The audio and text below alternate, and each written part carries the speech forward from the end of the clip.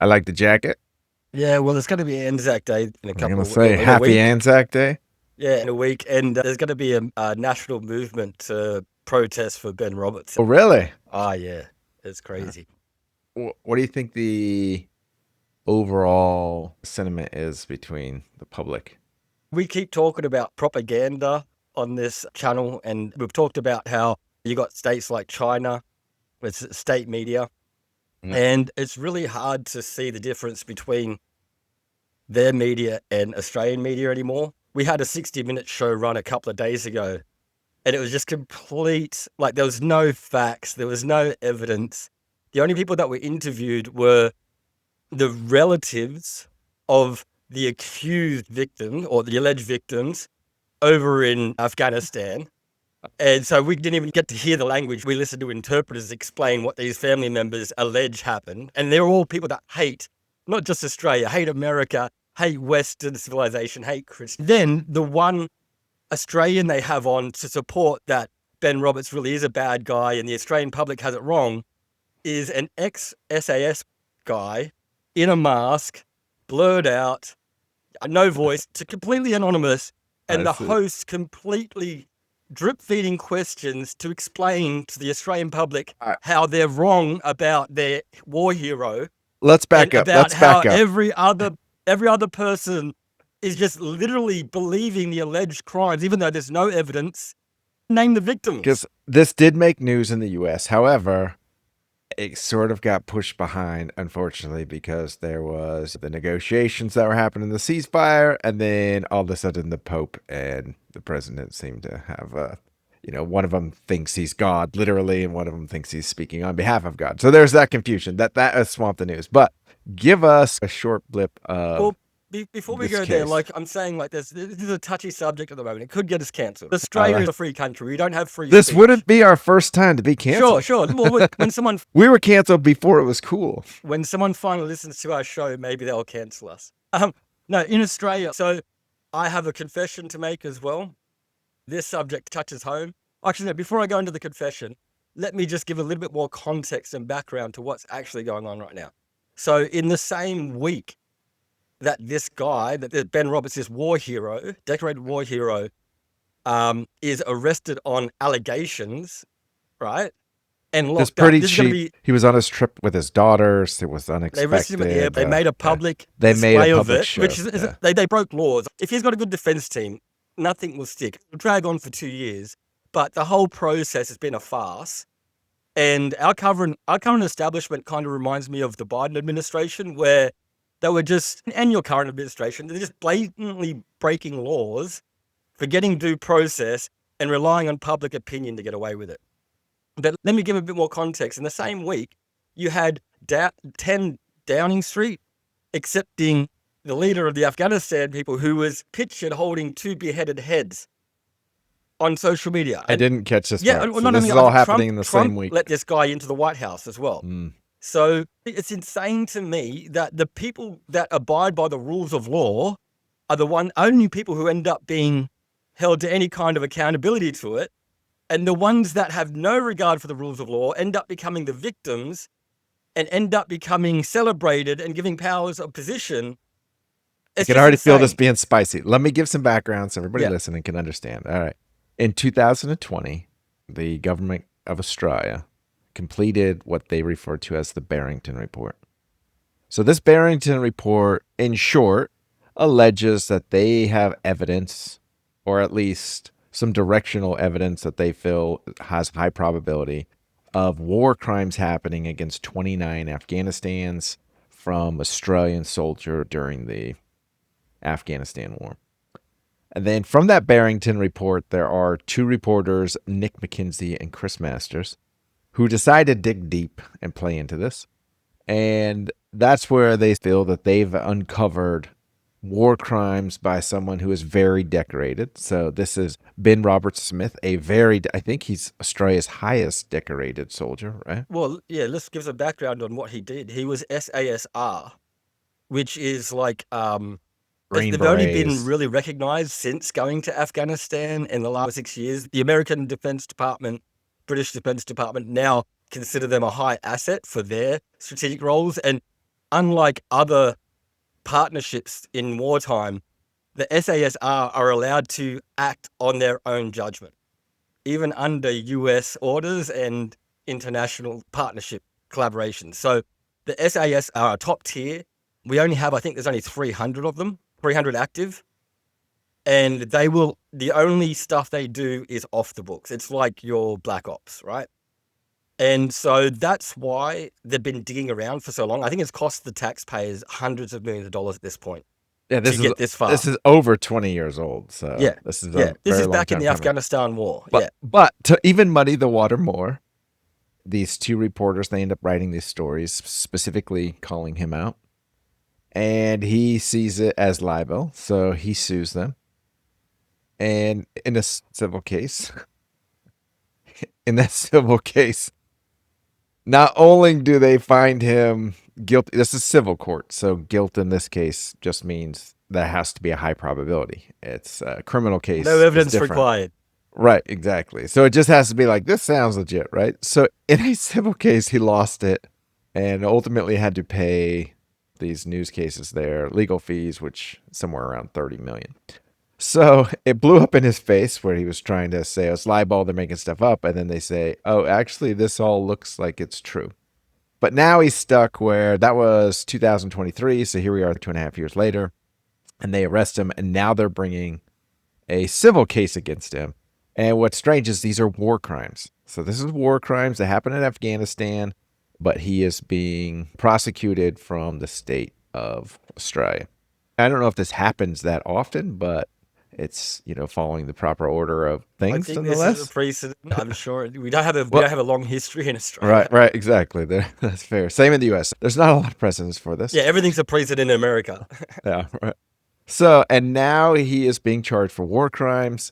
Some of the allegations are things where they had an Afghanistan man handcuffed, they pushed him off a cliff, and then he had a rookie guy in their regiment shoot him, as calling blooding the rookie. So that's all just journalist sensationalism, though, because there's no context to these stories. If you actually go and do research on what happened and the testimonies, they're actually in the middle of there was 3 Australian soldiers that were just brutally murdered by an Afghan partner. So someone who was enrolled into the I don't know what they call them, but it was a native Afghanistani who was supposed to be working with the Australian servicemen. And he would have lied and gone through all these different checks and training and tests before he would have even been in that vicinity of these soldiers. And then while they slept, he murdered 3 of them. I don't know what kind of test. I'm not CIA. But is this a torch? Is this torture, or is this just a lie detector type? No, I'm saying if you go into any military, if you want to join the armed services or even become a police officer, like I'm they not do sure the whole about background check. I'm not sure about working in medicine or emergency, but at least definitely in policing and military, you will need a psychic evaluation before you can get papers. So that would be even if you're recruiting from a foreign national, they'd have to prove physical tests, mental tests, and loyalty tests. All right. So he faked all of those. Well, I guess he didn't have to fake the physical, but he faked some of those tests and murdered officers. And he went back to the town that these people were operating in, because this town was this is where Al-Qaeda was operating out of. This is where ISIS was operating out of. And so he ran back to that town because he knew he'd get safe haven. And these guys were trying to get him and also find out who was helping him. And the people that were ultimately killed, I don't doubt that they were killed, but they were killed in war under the rules of war. They were aiding and abetting, and they were also the enemy. These guys, like the guy that was thrown off a cliff and bloodied, he was the leader of Al-Qaeda in that town. Well, you bring up a really interesting point, and that is, we send these soldiers into war. They are trained to kill. In order to do that, there is a psychological chain that has to go on. Like, I'm living here right now, right? And if I were to talk about, oh, I'm going to kill someone, I want to kill them, and really be serious about it, there's going to be major concern. It's like, what? And then you go overseas, and all of a sudden it's like, kill, kill, kill. In fact, in Ukraine, which there's a lot of killing in America, Joe. It seems like it's okay to kill in America, too. That's fair. You just have to do it quietly and have a garden in the back that you can bury it with an. You have to be of a certain ethnic take care of your own bodies. Then you can be out again and you can do it in a few months. Is that it? So, but in Ukraine right now, they have these drone soldiers that fight drones, and they get different reward systems based on how many Russians they kill. And it's how they kill them. And so some of them are like, well, it's not recorded. So now they're changing the incentive package to really incentivize soldiers. And that's no different than how it's always been, right? You have a kill count. You have lots of different things that happen in war, which during the war, it's like amazing. And then when everything's peaceful time, then everybody shuns it. There is this sort of dichotomy that happens in a soldier where they get pumped up to do killings and then they have to come up. But isn't that part of war where they literally take on this culture and build a culture? Is it possible to be a soldier and not have a culture of killing the enemy? I think the problem is that the people that are being catered to are the young generation that are completely woke, completely just will eat up the propaganda, and they just don't understand the history and context. Like, I'm wearing this jacket here. My grandfather flew in 2 duties. He flew in the 30th Squadron, which is a famous squadron. It's bow fighter, so it's like strafing. This is your mom's dad? Yeah. I remember him. He didn't like me. Remember when we were painting and he's like, you get paint all over yourself. What the hell? Yeah, he made fun of you, Joe. He's astute judgment of character. Yeah. Immediately spotted like, this guy's a bumbling. So he was working with anti-radar countermeasures. Actually, not in this one. This was strafing. So this is zero altitude strafing the Japanese. And then he flew another tour with the Americans in the B-24 high altitude bombers as a top secret anti-radar countermeasures agent. And so the Americans didn't even know what he was doing because it was so top secret. He would jam the enemy radar guns so they could then drop all the bombs and kill everyone. And they were involved in some of the most successful war campaigns. In Australia, we don't celebrate any victories. We only remember our losses because our victories are just so absurd. Like, one of our biggest victories was like 2,500 enemy soldiers killed for about 7 Allied planes. So we just absolutely destroyed them with technology down there. Is that how you say in the Pacific? In the Pacific, we dropped a lot of bombs, and America drops a lot of bombs. We drop a lot of bombs all the time. And so, yeah, killing is just part of war. And like, it is funny that our heroes are now being challenged when the people who got us into these wars, the people who dropped bombs and murdered multiple people, and even people that are doing it now, like, apparently one of the currents for collateral damage in the current war is that if there are terrorists in the building, it sucks if there's innocent people in the building too. That's what happens right now. We did that in Qatar. So the U.S., they spotted the guy walk in a building. They blew up the entire building for one guy. And then you have, going back to drones, I think it was early 2000s, maybe even late 90s. They were killing in Yemen. They were killing even American citizens, targeting American citizens with drones, no accountability. So it just blows me away that Ben Roberts right now is only being arrested and charged because there's a small percentage that is captured by the sensationalism of the journalism. And these journalists have no fucking clue. They're stuck in this bind, right? Because there's this mentality that changes for someone to take on this idea of being able to kill someone. I've never had to be in that situation. So I find it hard to judge soldiers just because they do have to put their life on the line. They have to protect it. But it's hard because once they come back to society, things change. But I even think of like the psychology that happens to us. In the 1960s, early, I think it was like 62, 63, there was the Ingram study. And he wanted to find out, in an average American town, how hard would it be to reproduce a concentration camp? And by that, he didn't mean collect Jews or anything like that. He meant, can I find a whole bunch of German-type people who would carry out the atrocities that happened? Which is a strange study, right? But it turns out he could find them in any average American town. Not only that, but the people who participated in this study ended up having major psychological issues after. And all the study ended up doing is it involved on most cases, they did quite a few and they traveled around the country, but it involved a guy wearing a lab coat, so he looked like a doctor. Yeah. And then he carried a clipboard, so he looked like he was a person of authority. Yep. So it was all about authority. And then they did variations, but the main one was they had this room where they looked like they pulled in 2 volunteers. So the people would come in, and one of the volunteers would go into another room, And he was actually part of the study, the one who was going in the room. But they didn't know that. They just thought they picked 2 random volunteers. So one of the volunteers, it made him look like it was just random, like, hey, you go here, you go here. So one of them has this board, this electrical node board, and each time he presses it, it will up the amperage and electrocute the other guy, or women, they did them both, if they answered a question wrong.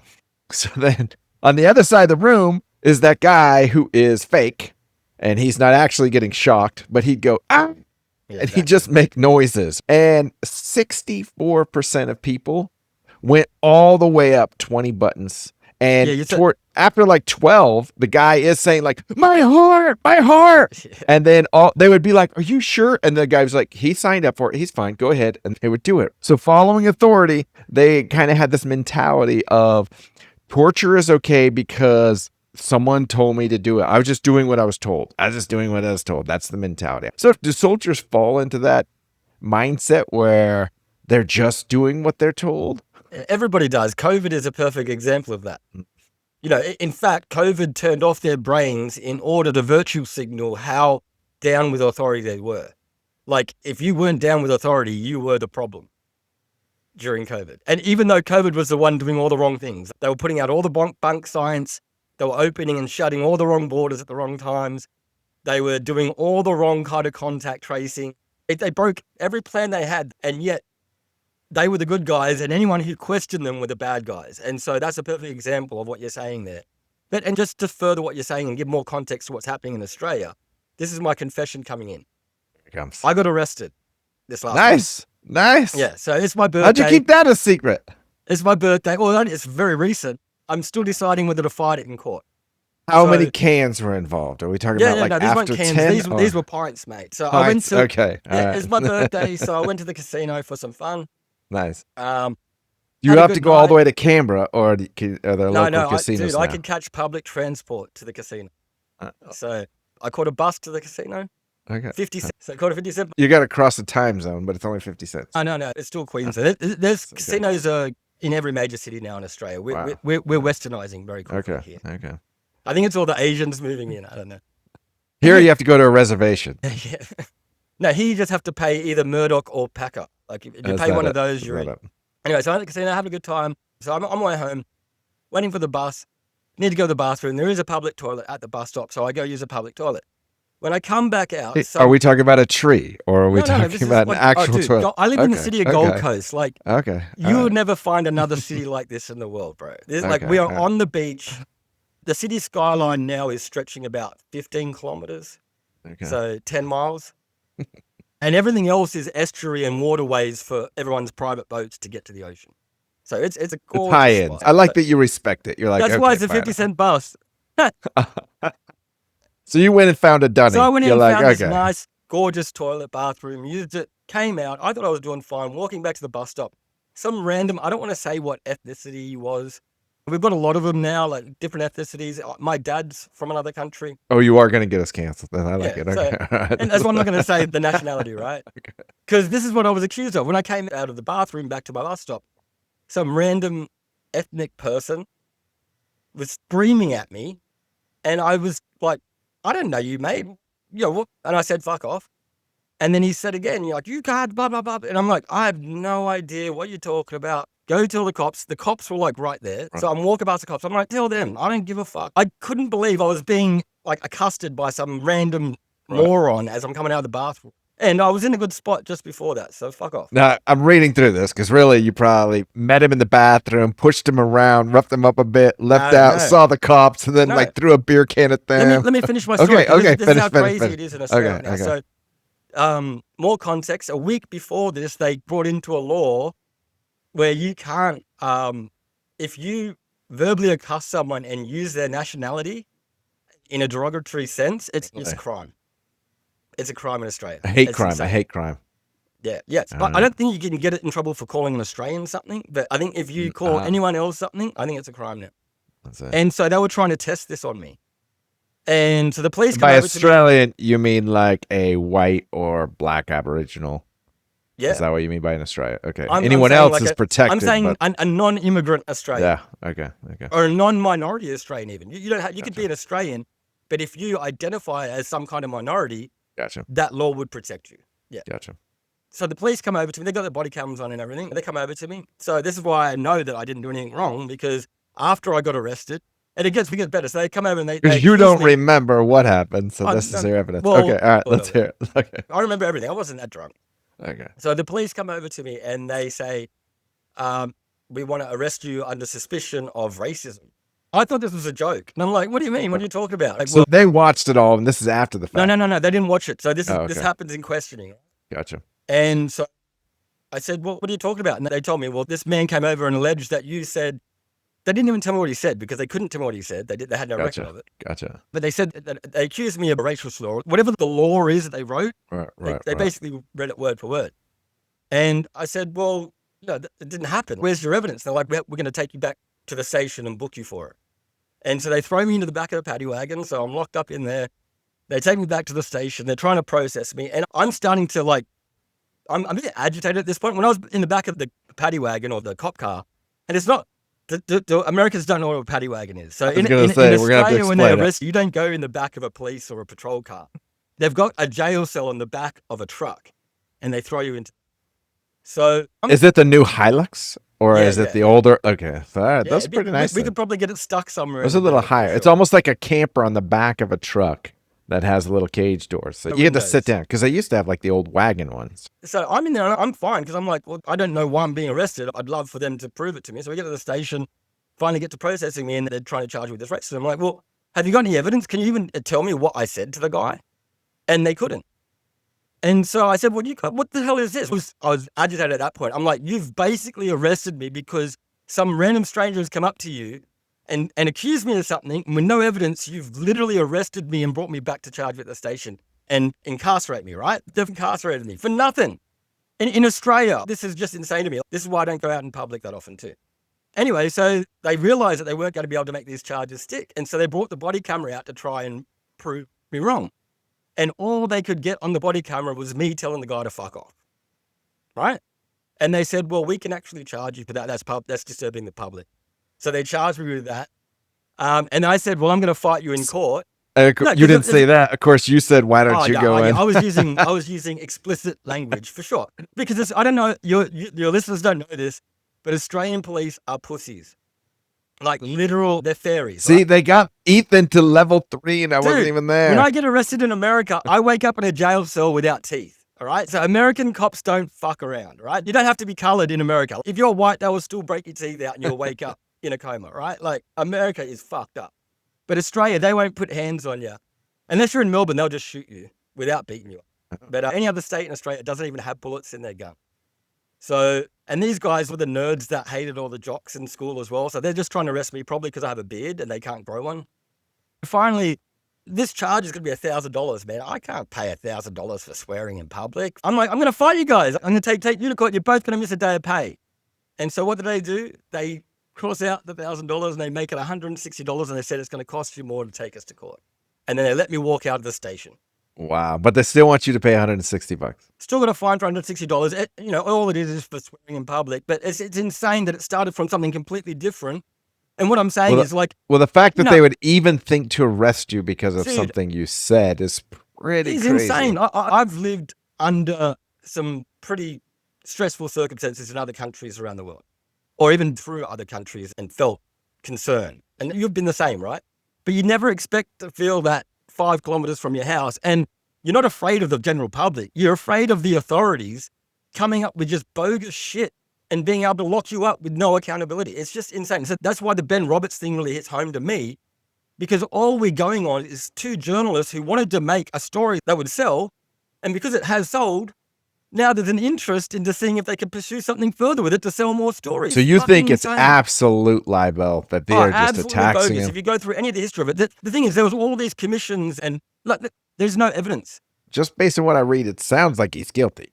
I mean, even in the civil court. He would be guilty of some of the actions that are described. Okay, I see. But the quotes that they're using and the testimony that they're using are not legit. The context of it is off. There is no context. Did he kill people? Yes, he was in a war. He killed lots of people. 100%. 100%. What I'm saying is like, I think perfect example is this, the whole bloodening thing, right?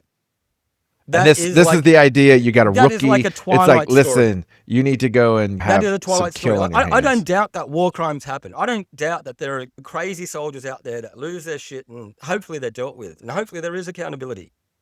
But to imagine up something for sensationalist journalism, and then for everyone just to accept it as truth, is that what happened with the Epstein files? Is that what is happening with the Epstein files? We talked about this again and again on this show too. What is truth anymore? Truth is what the general public will accept. Well, the current sitting, I forget his new name, who replaced Bondi. But I don't know. I think he's even worse, right? He has come out and he said, no, there's not going to be any prosecutions because, listen, there's nothing there. We've told you there's nothing there. And we are left. I mean, it is one big question mark there's something in every there. which And way. there's something there, like there's something at 9/11, like there's something at JFK. If there was nothing there, we'd be allowed to look at it.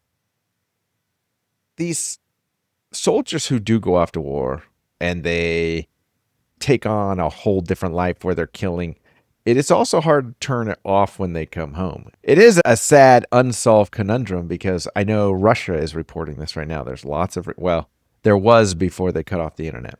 And there were lots of reports of Russia having soldiers that circle back through. So now they're in society and they are seen as really high society because they're trying to recruit more. So they're trying to show off as amazing.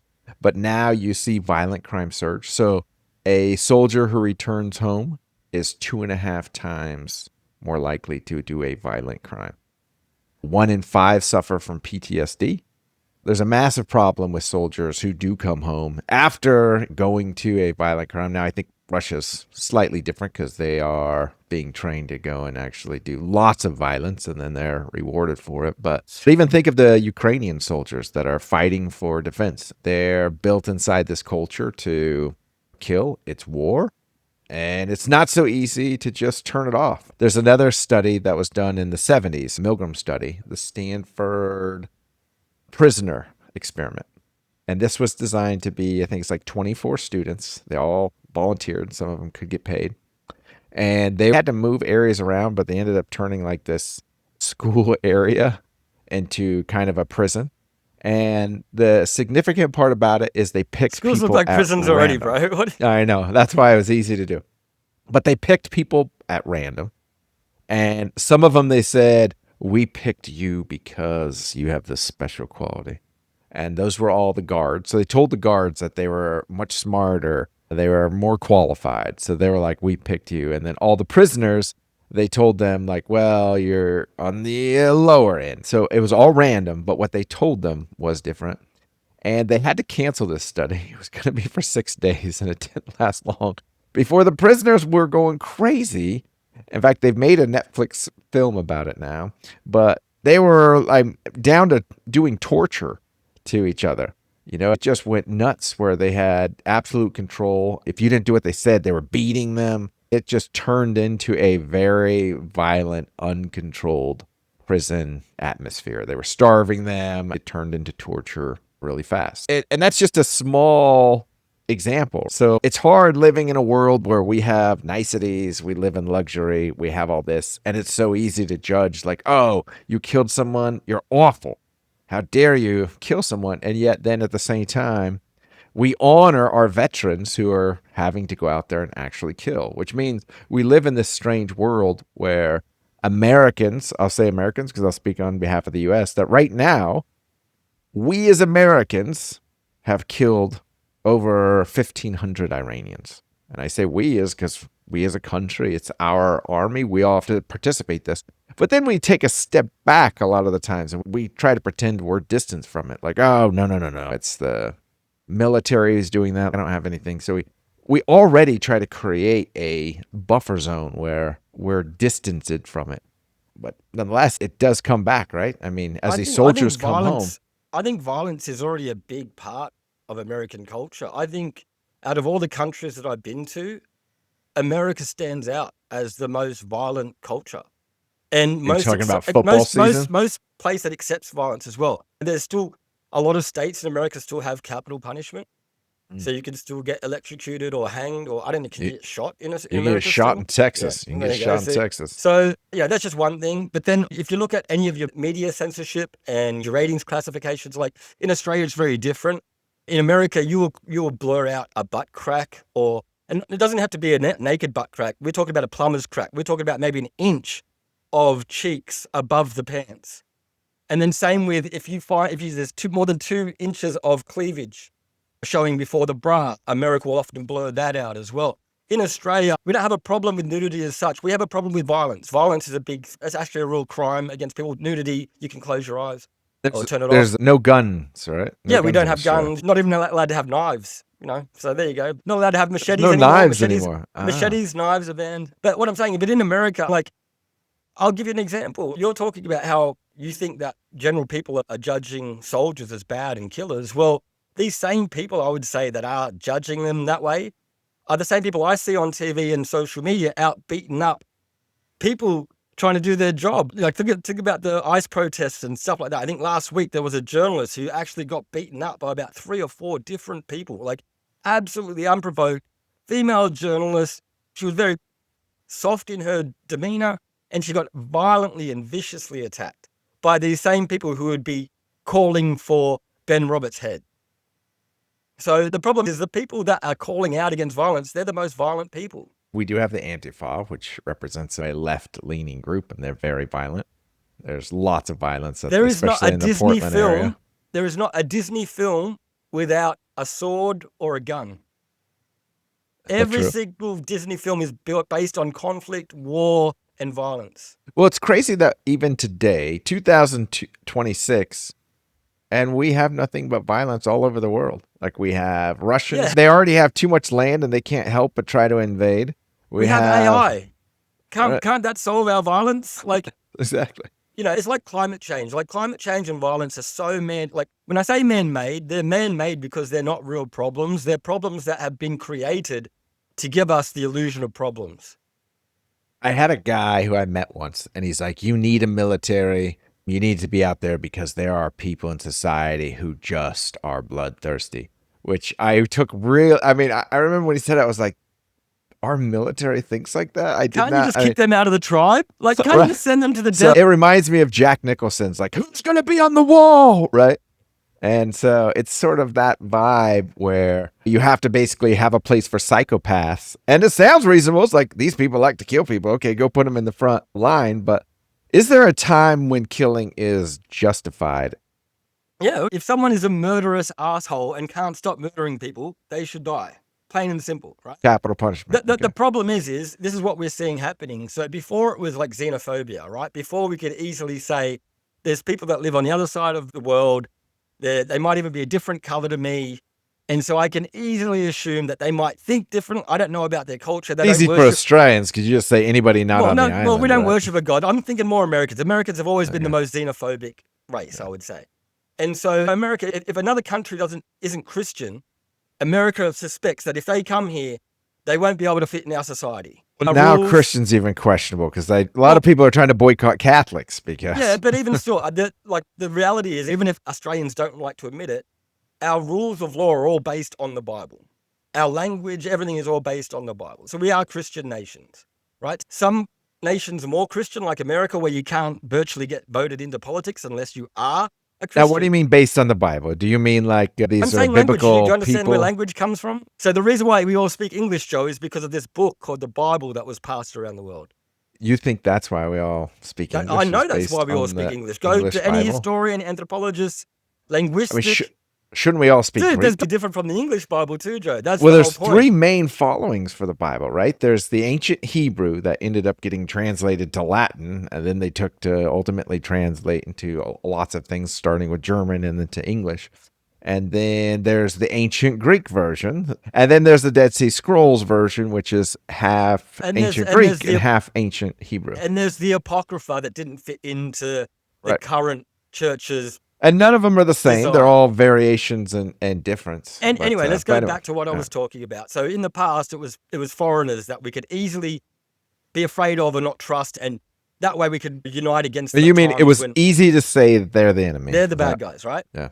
Now what's happening, and you can see this a lot in America, is I can't trust my neighbor because they have a blue flag and I have a red flag. And I know that if you're a good American, you're supposed to have a red flag. And if you've got a blue flag, then you're not an American, and I can't trust you. I can't trust you in my house. Can't trust you in my circle. can't trust you in my workplace. It's even worse because it's like if you have a red flag, no matter what happens, it's all about the red flag. It's no longer about anything else. That's For what example, I'm saying. I think this And picture this is what I'm of saying. So the only reason why we're still killing each other on this planet is because they're still able to get us tribal, and then they're able to get us to perceive the other tribe as the enemy. what about And even when you think about violence in your own tribe, the only time we accept violence in our own tribe is if we have to get rid of someone who we can't accept in our tribe anymore. yes. What about, terrorism and torture? In the U.S., this reminds me of going back to like it's Guantanamo Bay in the Bush administration, Rendition. where we couldn't do it here, so we Gitmo. had to do it on Gitmo because we were waterboarding people. And they didn't want to get stuck with like, all right, well, we're not doing it in the U.S., so it's kind of questionable if that's allowed or not. But they claimed they needed to be doing this waterboarding and other forms of torture. So there's sound and who claimed it? Was it Rumsfeld and Cheney? Exactly. So this was Rumsfeld at the time, the Bush administration. But they said this was needed because the intelligence of which they were extracting from these prisoners of war, actually detainees, sorry, not prisoners of war, detainees, because we weren't in a war. So these detainees, the information was so vital. But if you come down, it's happened even in your case when you got arrested. Take me back to the pay. I'm an American, right? You're an American. This guy, Donald Rumsfeld, the same guy who just sent you on a multi-billion-dollar war in Iraq over lies about yellow cake. So he's already a known liar, proven liar. And then before that was in charge of Monsanto and got aspartame approved. So this same guy, he's like a common liar and con artist who's now in charge. And now he's saying he's justifying the need for torturing to get valuable, like legit information. How does that pass your smell test in America? I'm not saying it does, but it did. Nobody got prosecuted for it. But the question comes up, like your case, for example, let's say they really wanted to pry the facts out of you, right? So then they hold you for 48 hours. They do. They constantly question you. They keep pounding you. They don't feed you anything. You're hungry. Eventually, after 48 hours, do you crack? And you're like, yes, I did it. Have you ever been arrested, Joe? I've been detained. Okay, so I got detained by the Polish police. What were you detained for? Because I was detained in France once. So this being too close to the border. I went on a walk on a Sunday morning. I took pictures of the border to send to the team right when the war in Ukraine happened. And I sent it, and they thought I was a Russian spy. How did you get out? I was given a walk of shame through the small Polish town on a Sunday, which every elderly lady was out there eyebrow beating me for like, well, you should have been at church, young man. And they were just like staring me down. But easily they found out like, oh, you're American and you weren't doing any of that. So I was out in the freezing cold for like 4 hours. But yeah, that's the limits of it. So okay, so like they bought me cookies afterwards. So I've been in a few cells now, so I can speak from experience. But so typically, I would say frequent flyer, and I would say that every time you're in custody, your captors do try to torture you and do try to break you. Okay. But they do it dependent on how guilty they think you are. For example, my last arrest, it was no sweat. I was in and out and about at the cop shop. I probably spent more time in the paddy wagon. I spent more time in the cell of the back of the truck than I did at the cop shop. And that entire experience, like, was it hot? Was there air conditioning? I would say that would be the torture part. Okay. That would be the first bit of torture. So they're warming you up. They always try to make it as uncomfortable as possible. The next trick they usually do is they throw you in the cell, and it's a freezing cell. You've got no clothes, no pillow, just concrete. So they definitely try to do soft torture, what's acceptable. And if you're innocent, usually that's as bad as it gets. Because they know that if you're innocent and they push it too far, county's going to have to spend millions of dollars on somebody's going to right, okay. Which happens all the time. Because these cops are retarded. And when the cops make a mistake, they don't fucking kick them off the force. They leave them there. I mean, this is similar to the Milgram study, though. The Milgram study is like, listen, we're going to keep as distant as we can. So put him in the paddy wagon, drive over bumps. We're not doing it. It's just happening. We don't see his pain. We don't see. Put him in a cell and keep it cold. We're not doing it. We're just like, this is just the standards of what we have. And so I would say the more of a case that your captors have on you, just happen to be guilty, so that's why the story. No. The more willing they are to kind of torture you, I would say. And yet, I would say at some point, like, I mean, when I say torture, it's not like you're trying to get like this life or die confession. They're just trying to make their jobs easier, right? They're just trying to save a few days of paperwork, you know? It's like when do they escalate the torture? Because there's all variations. When they're not getting what they want. They are doing something physical to try to extract information. So sometimes the torture begins before the arrest. So I have almost been arrested. So that means he was staring at you. You're like, you bastard. No. Why you're looking at me? Throw the beer can. Okay. Like, so the only charge that I ended up getting ever in America was resisting arrest. Okay. But this other one could have been a resisting arrest easily, but it wasn't because I never ended up having to fully defend myself. And the police recorded this whole thing too, because I was living in Arizona at the time. They were trying to make an Arizona version of the show Cops. And so they had this 6'4" copper in front of me. Were you in a wife beater? I was fine. I think I might have been wearing a rugby jersey. Maybe he didn't like that. But I did have an accent and a beard, so police never like those things. You look like, you seen the movie Rambo? You don't like roughnecks in your town. No. But anyway, this police officer just kept accusing me, and then when I wouldn't respond, he would actually come and shove and hit me. And in the past, I've put my hands up to do that, and I've been arrested. So I knew not to do that this time. And eventually they had to leave me go because they've got all the video of him. Gotcha. So you didn't resist arrest. And beating me up softly, basically, with open hand beating me up, basically, slapping me around until I just didn't respond anymore. And then they just left me alone. So, I mean, there's some of it where they're just messing with you to see how confrontational are they, or what can I get away with? What if you were super... Yeah, I'm sure. What if we all do? We all justify our actions, Joe. I see a lot of these videos on YouTube and Instagram of wrongful arrests, right? Because it's something that's dear to my... And often it's from a lawyer and is explaining how the police is fucking up in every video. Right. And often it is. It's just because the police, like you're saying, a point of authority, because they've got a badge. And not only are they got a badge, but in that particular moment, they see themselves as the government of the United States. They see themselves as President Donald Trump. So this probably is a reflection of the leadership in America too. So I would say the crazier that your authorities are is based on how crazy your leaders are. And if your leader is never wrong, then the police is never going to be wrong. And they will use that in the way that they interact with you. And that's ultimately why they end up having to pay for a lawsuit, is because they don't even understand the laws that they're breaking. They just assume that they're right. And they have a justification in their mind because of the suspicion, the original suspicion that they saw. Whether it was they thought the person might be a drug dealer because of the way they looked, or whether it might be because they don't look like they belong in this type of particular neighborhood. So let me ask, if you were really submissive, do you think you would have been treated differently? 100%. Like if you were panicked, kind of like, whatever you guys tell me. I proved it this time. I was only verbally assaultive to the police officers. But, but it was also Australian cops, so there's a bit of a difference there. Now, I wouldn't have got away with verbally abusing an American. No, that's why I say no. You drop one F-bomb and I've learned that lesson a couple of times. Yeah. That's where the resisting arrest charges come from. From me telling a police officer to fuck off, and then him coming over and making it his business. Fuck you. But especially here with race, a lot of black young men go through many conversations with their parents. I have some nephews, my own daughter. These are common things that you talk about. It's like, listen, if you get stopped 100%, you don't talk back. Like, you do whatever they say. Just don't escalate anything. It's like immediately allow them to arrest you. Just get arrested. After there, it's a whole different thing because there's the arrest, but then there is getting to the police station, and then lawyers can lawyer up, and we own the world. But until then, it's all that mess where things go, really bad. But that's a lot of authority for these police to be carrying, to where they are playing some kind of mind game, aren't they? To where, are you submissive? Are you resisting in any way? And then sometimes, do they just have a chip on their shoulder and want to get something out and take it out on you? This is the biggest red line, because you can see it in COVID, where people with masks in Australia were just beaten up by police officers and thrown in the jail. And what I'm saying by that is because...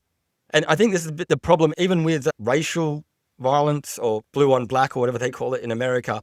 I think a lot of it is because these youth know that they shouldn't be treated as such. But the thing is, they don't know that they're resisting arrest. They don't know that as soon as a police officer accuses you of something and gives you a command, if you're not obeying that, that is resisting arrest. And it's up to, then the officer has the kind of their own jurisdiction to decide when it's worth putting the cuffs on you at that point. And so I think the biggest problem is education, is people don't realize when their rights have been suspended. Because even if you think you have rights, even in America, Australia, you don't have rights. So I know when I'm here. I have no rights to begin with. But in America, you have to realize that you have to suspend your rights in the moment. Because in the moment, there are no rights until the authority can make a judgment call. So let's say now there's a massive terrorist attack and there's a couple of people involved and they caught one of them and they're going to, it's the scenario. It's kind of the train and the victim. So we have one. Do we justify it in actual torture to get information to be able to stop this bomb? It's a common storyline. So this is what I'm saying. No, I can give you a clear present day example of this. And this is the difference between Australian culture right now, I don't agree with it, and American culture right now. But Australian culture right now, this actually did happen. Like a month ago, 2 months ago, we had 2 terrorists in Australia murder multiple people in broad daylight. We got one of them, and it seems like he has more rights than the victims at this point. And what's crazy is in response, our government and even the people are upset about this, but we're not a violent people. We don't resort to violence in Australia usually. And so we just want action. We want to be safer. We want to protect. We want laws against terrorism, right? We want to feel safe. We want to know how these guys got trained, came back, did all this stuff. And instead, our government pretends that's not happening. And our government says that we need to be afraid of white supremacists and sovereign nations. Just to be clear, we're talking about there was a son and a father, right? Yeah. But and they just opened fire not too far from you, right? Son and a father, ISIS flag on the car vehicle that they got out of when they started murdering people. Our government and our press pretended that they ignored that wasn't there. They didn't call it terrorism forever until victims started posting their images of what happened, and they're still trying to not call it terrorism. This is what I'm saying. Like, our government is just pretending it didn't happen. Our government is pretending that the problem is not keeping Jews safe from Muslims. The problem is keeping Muslims safe from everyone. So, like you said, this is a clear example that where the person who attacked us gets more protections written into law. There's more anti-Islamophobia law, like the racism laws that I was charged with was a direct result from the terrorist attack.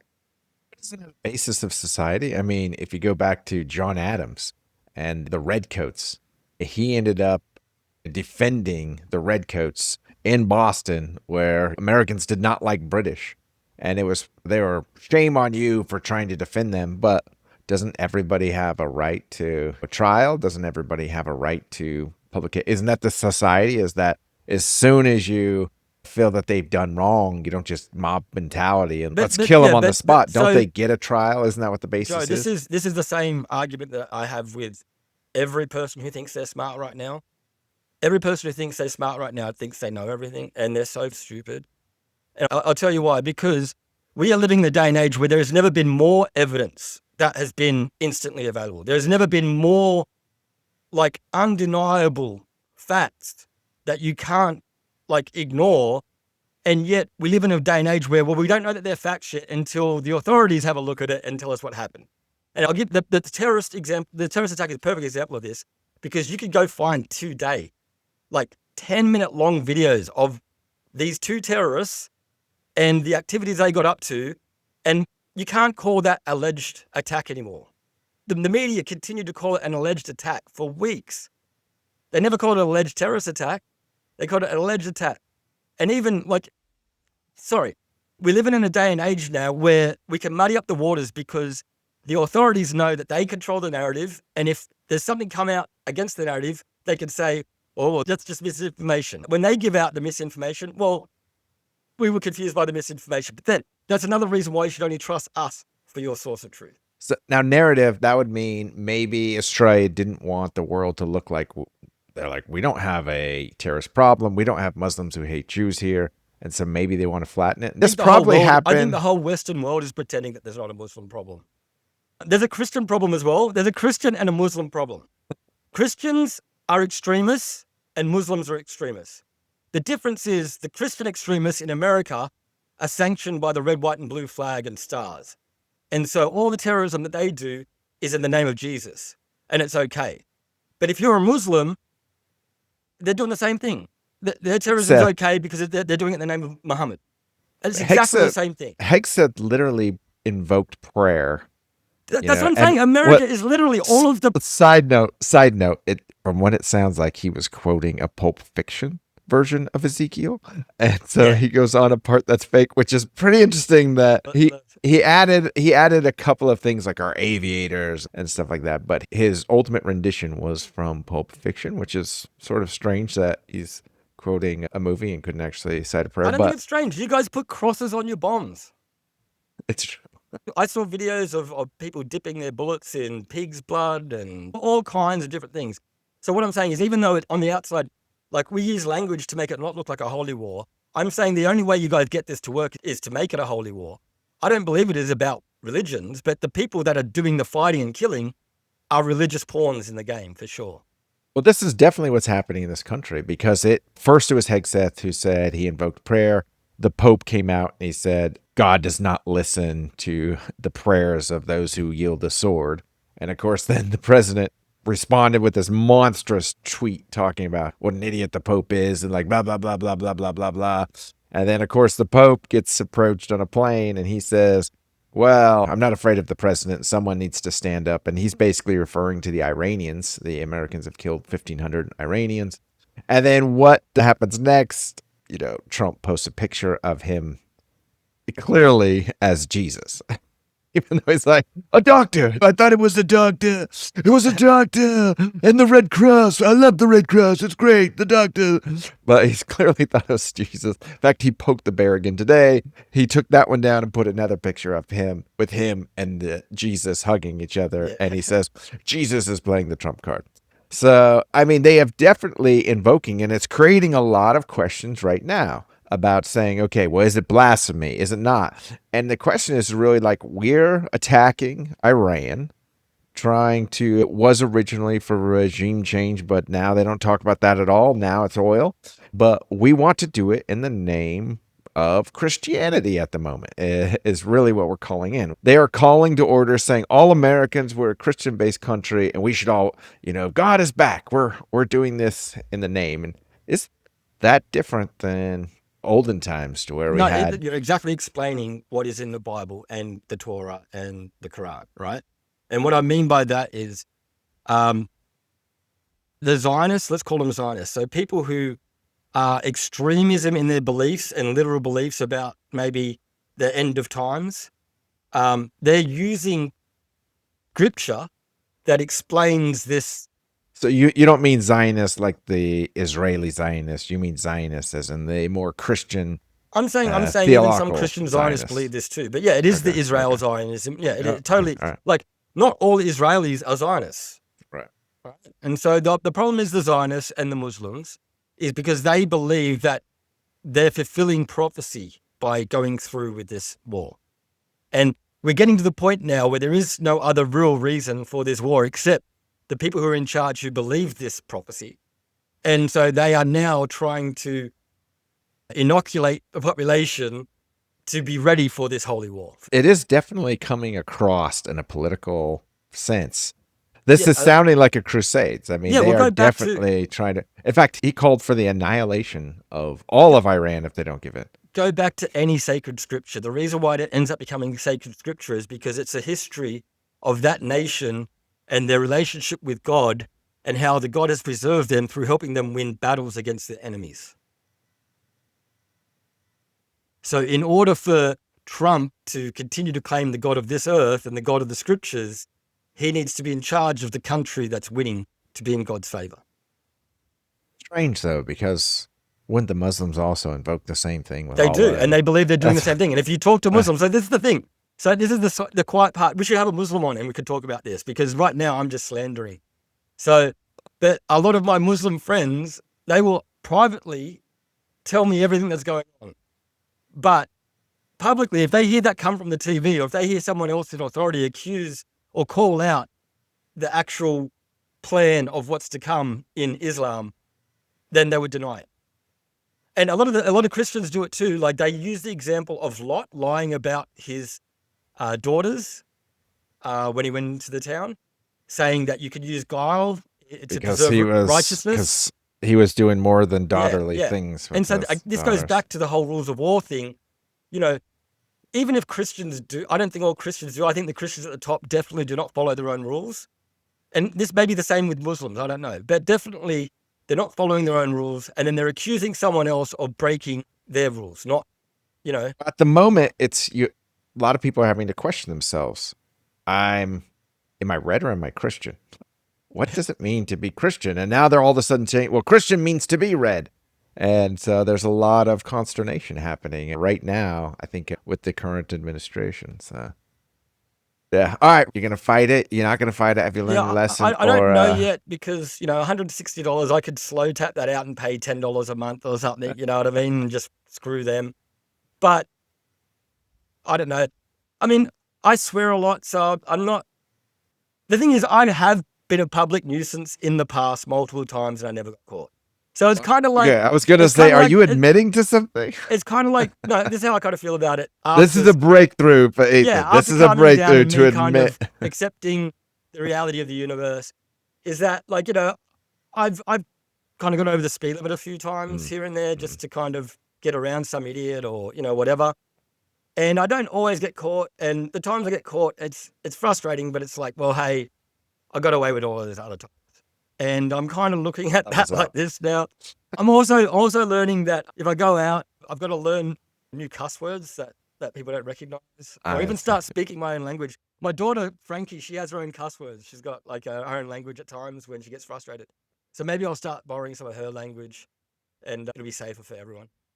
I like it. You heard it here, folks. Hostile to dysfunction. Until next time, stay tuned. We'll talk to y'all later.